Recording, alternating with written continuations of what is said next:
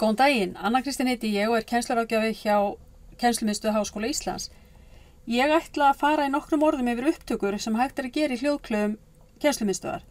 Klefarnir eru 2 á 1. og 2. hæð í setbergi og kennarar fá þar aðstoð hjá kennsluráðgjöfum við að setja upp efni og klippa.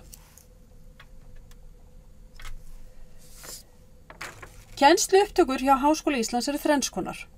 Það í fyrsta lagi tekið upp á Panopto og eru það yfirleitt lengri fyrirlestara sem ekki ætlunin að klippa neitt. Þetta eru upptökurnar sem gerðar eru í kennslustofum á kennslustundum.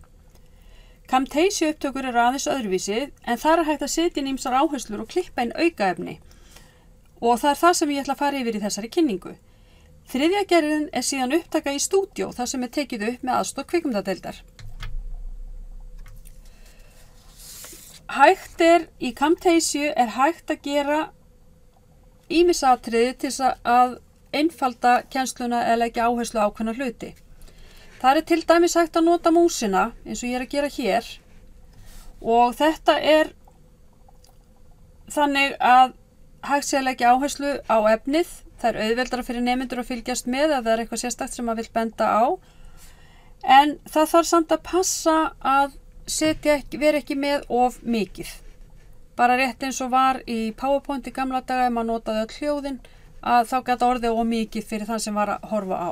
Þannig það það sem maður þarf að passa en kennarar yfirleitt fljótir átt að sjá hvað hæfilega mikið. Og fólk spyr oft af hverju þarf ég að hafa mynd. Myndin gerð til að skapa tengsl. Eins og kemur fram í fyrsta liðin. Þetta skapa tengsl við þann sem að horfa á. Það hægt að leika sér ýmislegt við myndina eins og ég get gert hérna, sjáðu þið. Nú ætla ég að færa myndina til, ég ætla að færa hana hérna í annað hot, ég hef hana hérna til að byrja með, síðan ætla ég að færa í þetta hot eða þarna upp. Þannig að þið sjáu, það hægt að gera ýmislegt. Það þarf að passa sig að vera ekki á stífur þegar maður með fyrirlesturunum, þegar maður sést. Og þá ég að tala að maður siti hér, lesi alveg stíft, breyti engum andlitsdráttunum, ekki neitt og sé alveg stífur. Það þarf að vera aðeins lifandi. Það líka hægt að taka myndina út og láta hana koma inn á 2., 3., 4. hverja glæru. Það líka hægt að byrja þetta þannig að maður byrjar á því að kynna sig í mynd, fer svo með fyrirlesturinn og kynni sig út aftur í mynd. Það líka ein aðferð sem hægt að taka. Og það hægt að gera margar leiðir. Ef kennarar vilja nota heimildir, þá eru nokkra leiðir sem hægt að fara. Það hægt að setja þar aftast, vera bara með lista það sem maður notar tilurðar upp eins og venjulega heimildaskrá. Það ein leið. Það líka hægt að vitna í jafnóðum, segja að þessi eða hinn, maður sé að vitna í hann. En síðan hægt til að einfalda eða gera þetta auðveldara fyrir nemendur átt að sjá hvað verið að tala, þá hægt að setja heimildir í texta jafnóðum, eins og ég að gera núna. Nú ég að setja en heimild sem ég vil að nemendur fylgist með. Það hægt að setja inn aukaefni. Ég ætla til dæmis að fara núna inn á síðuna hjá Kennslumiðstöð og sýna ykkur hvernig hún virkar. Þá smelli ég á tengilinn. Hér heimasíða Kennslumiðstöðar og hér hægt að finna ýmislegt efni fyrir kennara og annað. Einfaldasta leiðin til að leita efni að nota leitarvélina. Til dæmis ef ég ætla núna að fara að leita mér að efni próf, að þá einfaldast að smella hérna í leitina og skrifa próf. Og leita og sjá hvað gerist. Þá kemur hún hérna með ýmsa munnleg próf, heimapróf, fjölvalspróf og annað. Þannig að hér fljótlegt að fara yfir. Viljið ég leita að einhverju hæfniviðmið?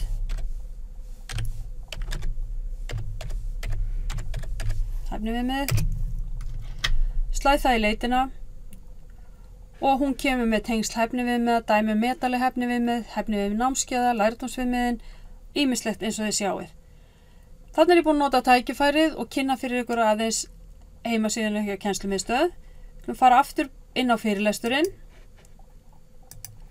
Og ég get líka bætt hérna inn ljósmyndum. Ég ætla að setja hérna inn eina mynd, gamla mynd af starfsfólki Kennslumiðstöðar. Hún kemur hér.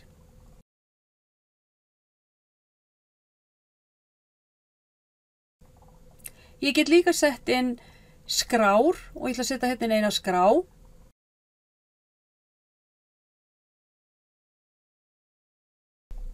Síðan það lengdin á myndbandinu.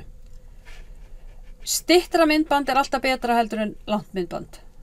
Það sem við erum að tala hér að við erum að tala hoppa hérna beint niður í síðasta liðin, að þumalputtareglan 5 til 10 mínútur. Það lang æskilegasta lengdin.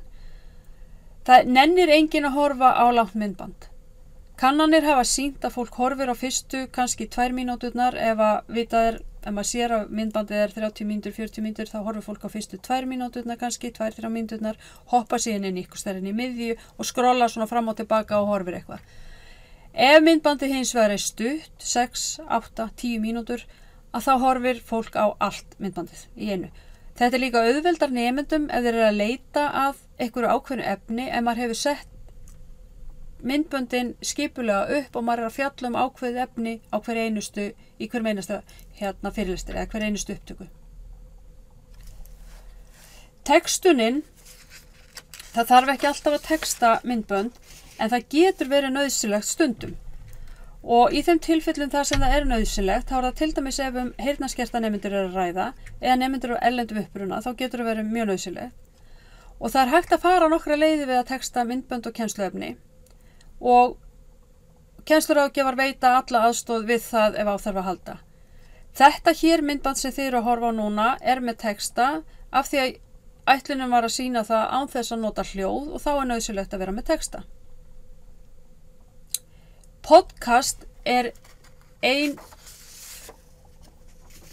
gerð af upptökum sem mjög vinsæl í dag og þetta eru hljóðupptökur og nemendum þykir almennt mjög þægilegt að vera með hljóðupptökur því þeir geta hlusta á þær hvar sem Þannig hægt að taka afrit af hverjum fyrirlestri sem þeir eru með og gera hann líka podcast, þannig að það hægt að bjóða nemendum upp á og þeir geta valið hvort þeir vilja horfa á fyrirlesturinn og hlusta eða bara hlusta og þá vera með hann í bílum sínum eða í strætó eða hvar sem Þá þessu lokið í dag og ég vil benda ykkur á að hafa samband við okkur hjá kennslumiðstöð ef þið hafið áhuga á því að taka upp efni og fá aðstoð hjá okkur til þess að klippa eða editera eða hvað væri hægt að gera.